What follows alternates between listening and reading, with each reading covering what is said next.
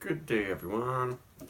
I have my first extra hazy pale ale from Pipeworks Brewing, and they've been distributing this one all over their footprint, even all over New England.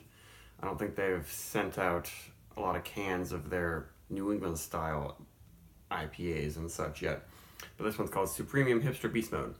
It has Mosaic Amarillo and Mosaic Cryo Powder, otherwise known, I believe, as lupulin powder. It's 6.5% alcohol. I don't really know anything else about it.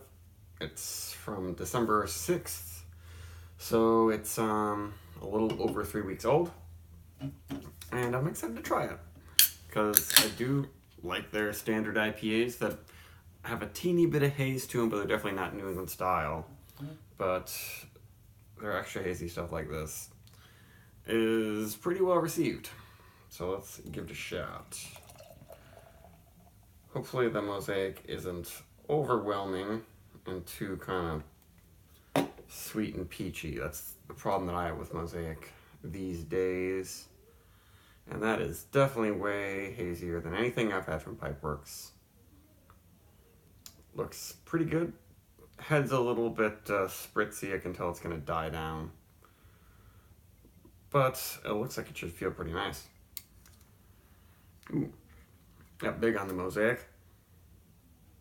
It actually smells a lot like other Pipeworks beers. I wonder if they use the same yeast strain and just somehow in the brewing process they do something to make it a little bit hazier. Yeah, big on the peach, a little orangey. I was just at a bajillion breweries in Chicago, so my palate's a little shot, and maybe my brain's shot too. But it is a really, really nice Mosaic aroma. A little bit of a bubblegummy type thing, maybe, but it seems like it's not the yeast. The yeast is pretty subtle. It's a lot of the candy notes you get from using the lupulin powder. It's definitely got some peach rings going on, almost like cotton candy. Yeah, it's that sort of generic, super duper fruity candy notes that I get from Mosaic and Citra especially, and especially then if they use lupulin powder.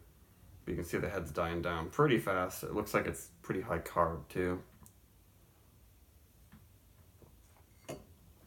Yeah, it's not old, but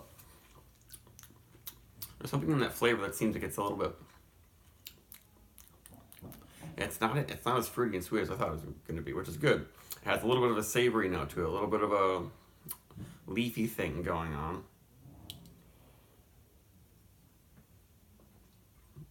Yeah, and the feel isn't that great. Maybe in part because the carbonation is a little high. It's a little bit over spritzy, perhaps. It isn't quite luscious. It's a pretty good beer, but I wonder if the first batch of this is a little bit better, because this, it just finishes a little bit like a, tropical seltzer, and doesn't have much of a nice body and feel. It's pleasant, but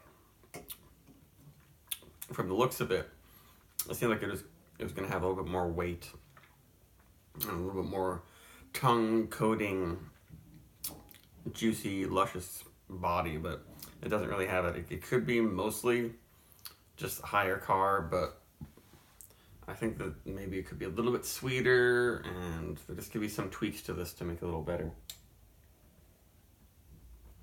I did also get one of their full-on hazy IPAs. They call this a pale ale, 6.5%.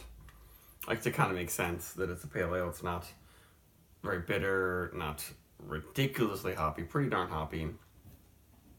But I got their Speed of Sound, I think, which is like a Mosaic version of their Velocity of Light, which is a little bit stronger. That one's super fresh too. I'll do a review of that soon, I think. Maybe it'll be better, hopefully, because this one is just a little, I don't know, light in the boots or something.